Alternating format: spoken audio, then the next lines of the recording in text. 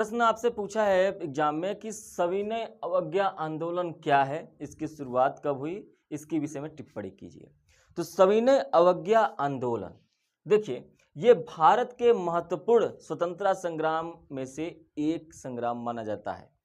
बहुत सारे आंदोलन हुए भारत में और उनमें से ये एक माना जाता है। सबसे पहले ये समझिए कि सविनय अवज्ञा आंदोलन है क्या।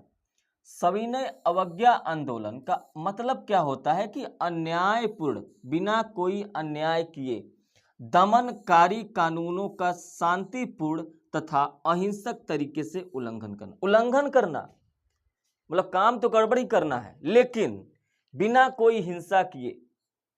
ये जो दमनकारी कानून है उसका शांतिपूर्ण तरीके से, बिना किसी हिंसा के, अन्यायपूर्ण तरीके से उल्लंघन कर देना। मतलब ये कि कोई कानून बना है उसका उल्लंघन करना, लेकिन उसमें कोई हिंसा नहीं आएगा, दमनकारी तरीके से किया जाएगा, अन्यायपूर्ण, उसमें कोई भी अन्याय नहीं किया जाएगा। तो आप ये समझिए कि सविनय अवज्ञा आंदोलन ये जो हुआ, ये इसकी शुरुआत कब होती है? इसकी शुरुआत होती है 12 मार्च 1930 को। 12 मार्च 1930 को महात्मा गांधी ने आंदोलन की शुरुआत की, सविनय अवज्ञा आंदोलन की शुरुआत की। साबरमती आश्रम से दांडी तक की शुरुआत की इन्होंने और 6 अप्रैल 1930 को दांडी ये पहुंच गए। 6 अप्रैल 1930 को कहां पहुंच गए?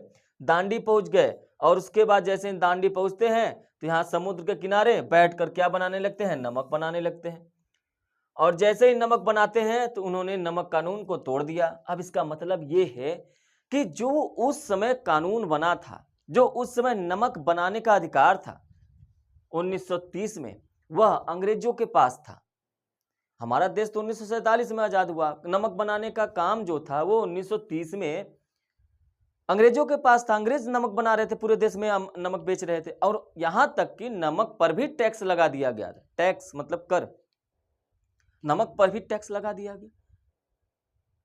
अब नमक पर टैक्स लगा दिया गया तो अब गांधी जी को इससे क्या फायदा कि हम नमक कानून तोड़ेंगे? भैया हम तुम्हारे कानून को नहीं मानते, हम अपना नमक बनाएंगे, हम नहीं देंगे टैक्स वैक्स। तो ये गांधी जी का ऐसा कौन सा दिमाग था कि उन्होंने ये कानून तोड़ दिया, नमक कानून। अच्छा, नमक पर ही क्यों? इसके कुछ इंपॉर्टेंट पॉइंट समझिए। नमक जो है वो पूरे भारत के, चाहे वो गरीब लोग हों, चाहे वो अमीर लोग हों, कोई भी लोग हों, भारत में हर एक व्यक्ति नमक खाता है। हर एक व्यक्ति नमक खाता है। इसका मतलब अगर गांधी जी ने नमक कानून तोड़ा तो हर एक व्यक्ति के पास यह मैसेज जाएगा। ये छोटी सी चिंगारी थी लेकिन आग गंभीर और चोट गंभीर करने वाली थी।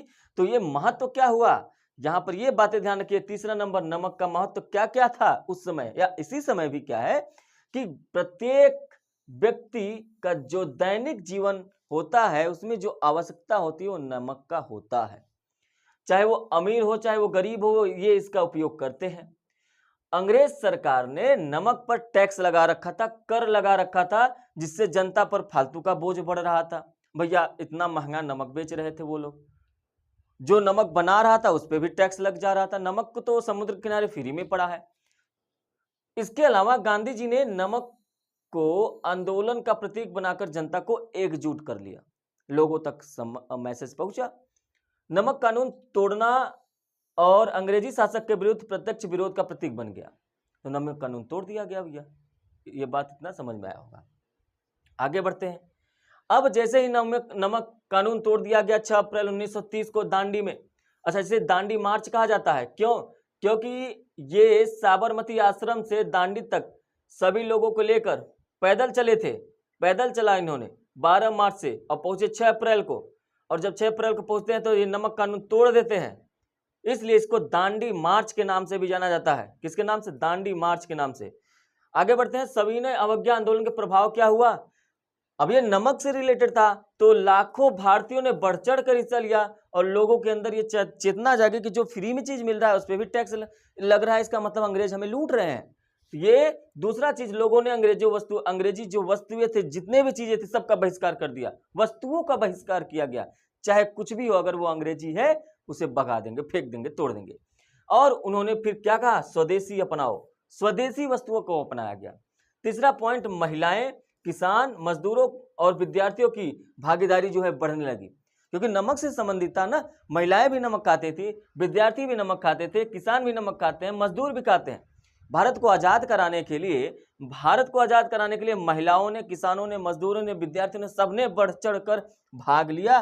ब्रिटिश सरकार की दमनकारी नीतियों का व्यापक विरोध होने लगा। जो सरकारी कर्मचारी थे, जो उस समय के पुलिस थे, वो भी तो अंग्रेज में ही थे। तो कुछ थे जो जिन्होंने अंग्रेजों का साथ दिया, लेकिन कुछ थे जो जिनमें यह आक्रोश फैल गया कि हमारे देश में रहकर हमारा ही खाते और हमें पे राज करते। भारतीय स्वतंत्रता आंदोलन को नई गति मिल गई, नई शक्ति मिली।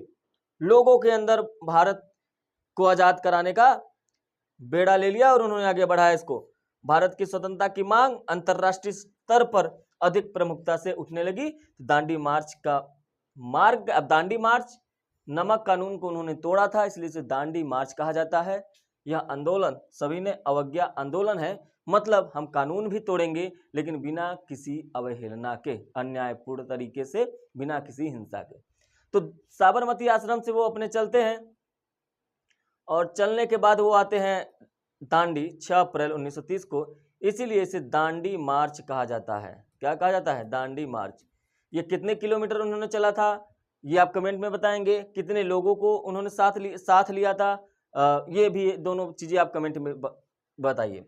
अच्छा, इसका निष्कर्ष क्या निकला? इसका निष्कर्ष निकला कि सविनय अवज्ञा आंदोलन भारतीय स्वतंत्रता संग्राम का एक महत्वपूर्ण चरण था। नमक सत्याग्रह ने इसे जन आंदोलन का रूप दिया और भारतीयों में स्वतंत्रता प्राप्ति के लिए नए उत्साह और आत्मविश्वास उत्पन्न किया। ठीक है, उम्मीद है ये प्रश्न आपको समझ में आया होगा। लाइक करें, शेयर करें, चैनल पर पहली बार है सब्सक्राइब जरूर करें।